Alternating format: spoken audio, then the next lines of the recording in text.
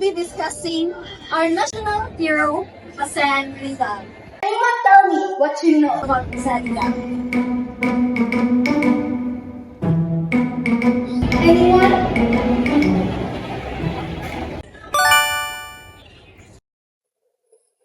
So, si Rizal wrote the Filibusterismo which played a big role in igniting the Filipino Revolution against the Spanish rule. Anyone else? Girl naman? Jose Rizal was a very talented artist, and not just artist, but also he was a professional doctor who inspired patriotism and nationalism through his works of novels. Very good. Anyone else? Here. Since you're not paying attention, would you like to tell us the difference between the two novels, Nolan Metangere and the Filibusters? The difference between Dolly Metangere and the Filibusters novel. Yes. Please catch. Well, the difference between the Dolly Metangere and the Filibusters novel is that Dolly Metangere is about hope and reform, while the Filibusters is about the anger and revenge. Okay, that's correct. The reason why we call a reform to this Nolan Metangere. Can anyone give an idea of the injustices that the Filipino endured in Rizal's time? One of the main injustices that Filipinos endured under the Spanish rule was Filipinos were like second-class citizens in their own land, enforced into unpaid hard labor and were burdened with heavy taxes. On top of that, they faced constant racial insult and physical abuse from the local people, with almost no way to get justice incurred, kaya in favor sa system ang mga Spanish elite. That's good, because you will have an individual report. By the end of the semester, each one of you will present a 10-minute report about Rizal. Any questions? None so far. Last business. Sa mukha ko yun, reporting na sa pag-discuss ng sagot na yung sabihin pa man ang mga sakura kanila. Oh, cute. Kapoy na kayo. Ay, kanigit si mom mo. Murag siya rato na sabi niya.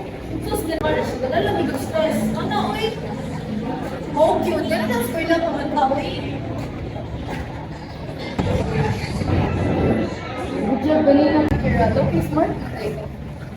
Really, interested na rin sa life advice. Ito hanggang mas na one. Aware na siya. Especially, kung saka unfair ang system about how as experience natin. Yung to news, oh? Like, educated din mo sa ina ng part pa. Basta lang yung parang mabawis sa din yung ano lang din yun and like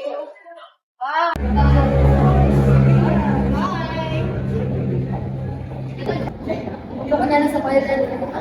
Bye.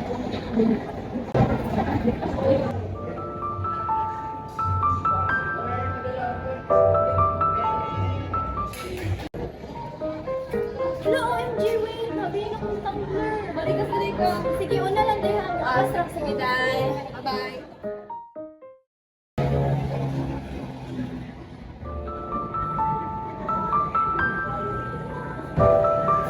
Meron ko'y nabilin. Okay lang ba? Oh, okay lang eh.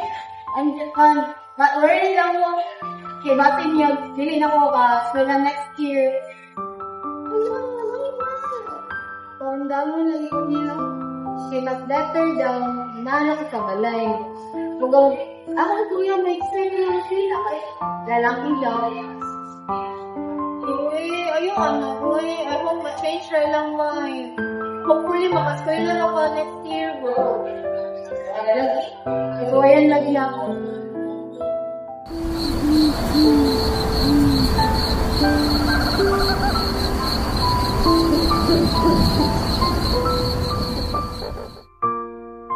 Inspiring kay itong last topic ni Mama about sa life and works of Rizal. I admire his sacrifices and effort para sa country. It's just disappointing kay despite all that, the country is still suffering sa current na generation. If only there's something I can do about it, just like Rizal.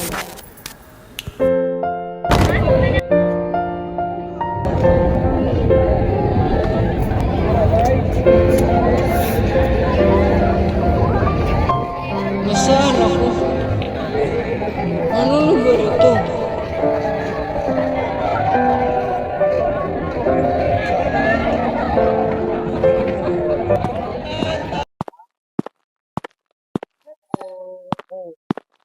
Magandang gabi sa'yo, Binibini. Maaari bang magtanong kung nasaan ako? Anong lugar ito? Cosplay? Jose Rizal, no? Siyang tunay, Binibini. Ako nga ito, si Jose Rizal.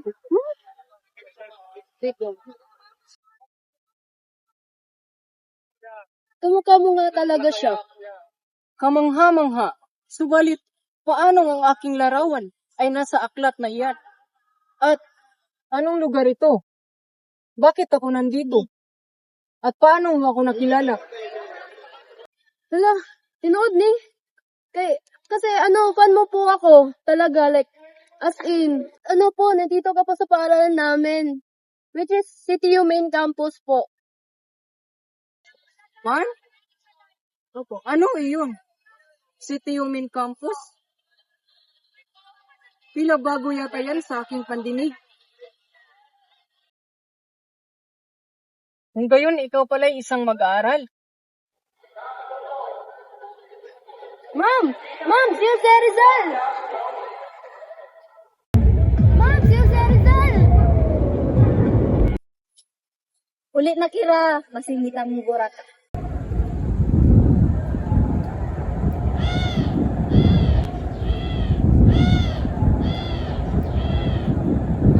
Mukhang hindi nila ako nakikita. Anong petsa na ba ngayon, Binibini? Parang kailan lang nung ako'y binaril sa Bagong Bayan. Ngunit, narito ako ngayon. Tila bang nabuhay muli. Nagulat na din po ako, sir eh. Matagal na panahon na lumipas simula nung ika'y binaril. Madami na po yung nabago at nangyari. 2026 na po ngayon. Yan ba isang katotohanan? Kung ganun, ako'y naparito sa hinaharap. Yes, sir.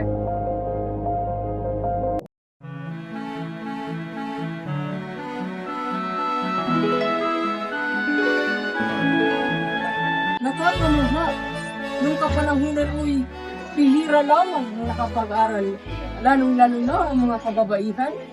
Kaya nga, sir.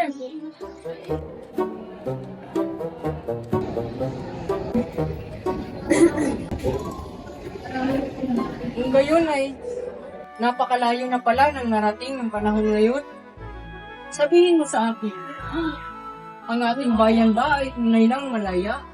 Yes, sir. Pero, hindi pa rin totally. Ako po sabihin, pero umiiral pa rin yung corruption at hindi patas na sistema.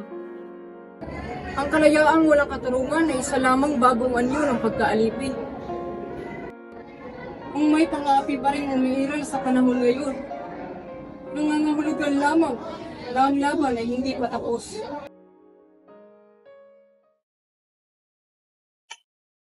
Nahatang sa dugna yung project ba? Kapuyan yung ma'am, oy, sige lang project. Kukuha na lang today para makapasar lang good. Eme-emehan na nila itong legal, oy. Gusto mo may use na yung story, oy. Kaya mo na guys, nag-sacrifice ba yung results for our rights to education? Pero yun ba yung wala yung sa petition? Rizal is loaded, man. Wait, pass this pass. Oo, Jude, what's the use of education pa man? Hindi naman yapon niya magamat trabaho. The pursuit of knowledge is essential ba para sa foundation? Hindi na to value ang education. Hindi na lang kayo para makapasar. Good na. Free to sa culinary road. Istungod kay nakadawat na ang edukasyon ng mga tao. Knowledge is a weapon ba?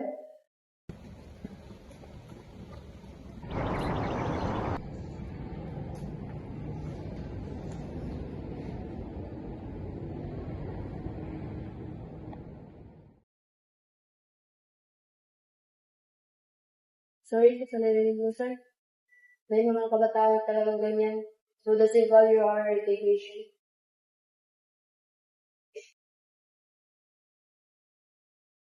Ang ating kasaysayan ay hindi lamang alaala ng ating nakaraan. Ito ay salamin at pagkatao ng ating bayan. Ang sino mang hindi lilingon sa kanyang pinanggalingan ay hindi makakarating sa kanyang paroroonan. Ang aking gawa at buhay. Pinag-aaralan ko talaga sa panahon ngayon? Opo, sir. Ako din po ay na-amaze sa inyong naisulat. No one compares to your kasaysayan, sir. Isang kabog bayani na walang katulad. You're a legend. Sana nga.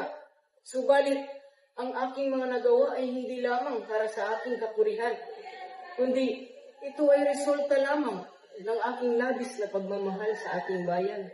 Maging sinong Pilipino ay nararapat lamang lumaban sa ating bayan para sa ating karapatan, lalong-lalo na sa kalayaan.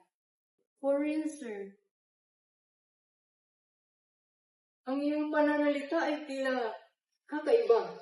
May halong lokal at may halo ding Ingles. Sabihin mo sa aking binibini. Ilan ba ang natutunan mong wika? Kanyo po, sir. Normal na po yan ngayon. Ganun ba? Kung ang pagsasalita ng iba't ibang wika ay tinuturing na pala na karaniwan sa panahon ngayon. Kung gayon, malaki na pala ang pinag-unlad ng ating bayan, lalong-lalo na sa mga wika. Subalit, huwag nating kalimutan ang ating sariling wika.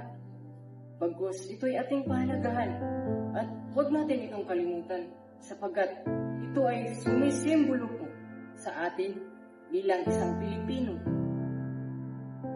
at bilang isang makabayan.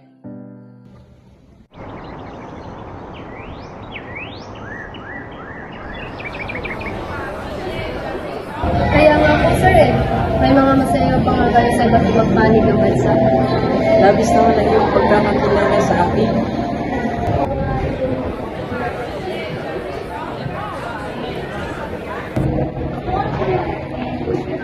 Uy, kaklase ko yan ah.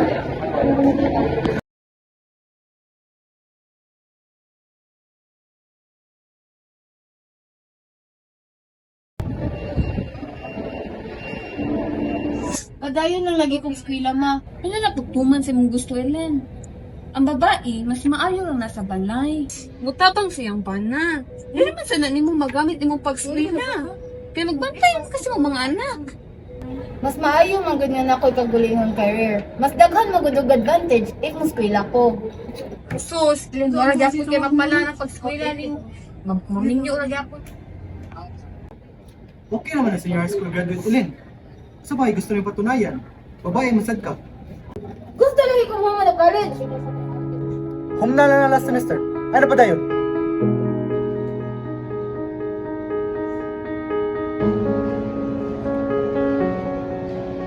Kawawa pala ni Ellen, no?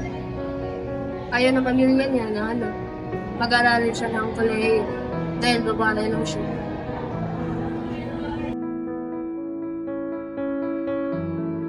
At bilang isang babae daw, mas nararapat na nasa bayan ng nananatili. May tumulong lang na sa gawaing bahay, nag-aalaga lang ng anak, hindi na lang kailangan pang mag-aral. Naalala ko tuloy ang mga kababaihan sa Malolos. Ay, sumulat ako sa 20 dalagang tumindig laban sa mga praile sa karapatan ng edukasyon. Pinatunayan nila na ang mga Pilipina ay hindi lamang para sa bahay. Subalit sila ay simbolo ng tapang at pag-asa. Hinangaan ko ang kanilang paninindigan. Nais kong bawat Pilipina ay maging malaya, may sariling isip, at nagpapalaki ng anak na may dangal sa halip na sumusunod sa dikta ng iba.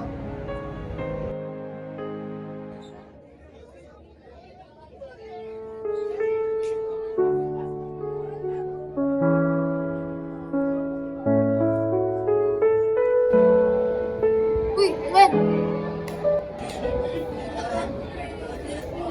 Okay na. Pero hindi na daw ako kasi. Kung damo na kong family, kay babae na daw. Just because babae ka, that doesn't make us less right to education. All of us deserve to learn regardless of gender. Di man nakaget sa akong parents sa anak. Di man sila maminaw na akong good. Same with sa women of Malolos. Di ba, wala man sila yung naminaw nila.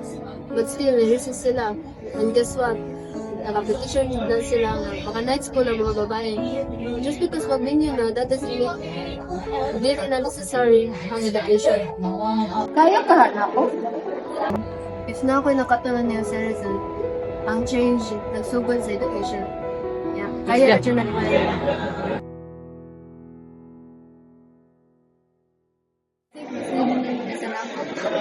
Sure ka, Kira? Importante ba yung kanina mga libro? Okay na na, uy. Okay na sila na ako gibasa. Sure ko, imo, para imo, gid eh.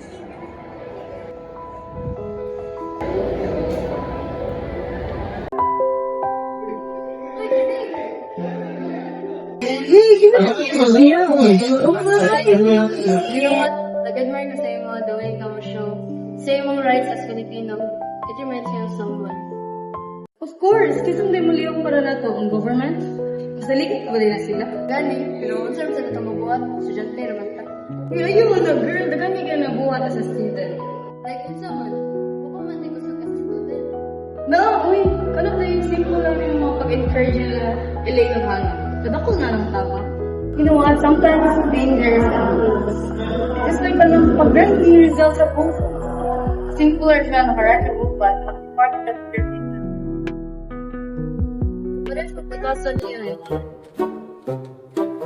Ay, si Rizal! Dili, ay, out of league sa kanya. No one can compare. I guess you're right. Still, amazing ka rin.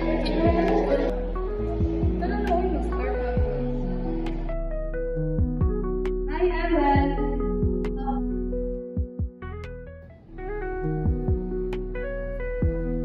Ayaw mo po ba pumasok sa loob? Hinahangaan ko lamang ang kaunarang natamasa ngayon ng ating bansa. Nagagalak ako ng lubusan at malaya na ang mga kabataang Pilipino na mag-aral sa paaralan. Maliit pa lamang yung nakikita mo, sir. Paaralan pa lang ito. Ang karangalan binibini ay nagsisimula sa paaralan. Kaya nga po, sir, ay sinabi mo na ang kabataan ang pag-asa ng bayan. Ako'y lubos na nagagalak na ako'y muling mabigyan ng pagkakataong makita ang malayang Pilipinas. Alis ka na po. Hindi ko alam kung paano ako naparito. Subalit,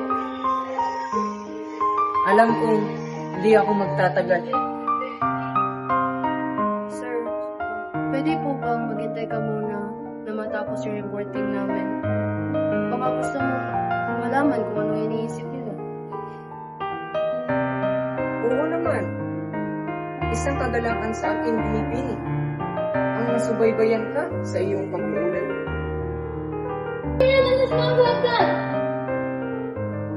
Pasok na po ako.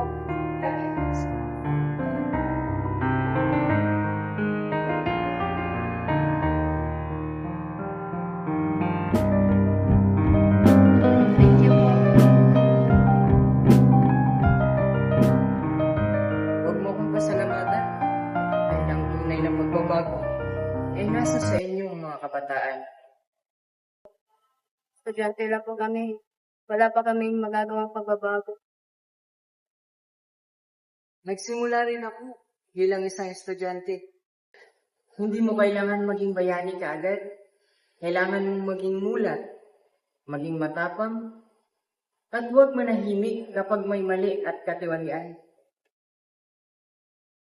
Ready na ka, Member? Yes. Ikaw? Ready na, sir?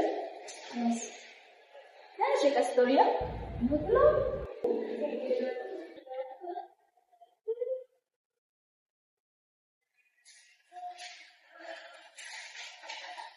Okay, class. Who would like to share the insights here in front? I leave the stage to Kira.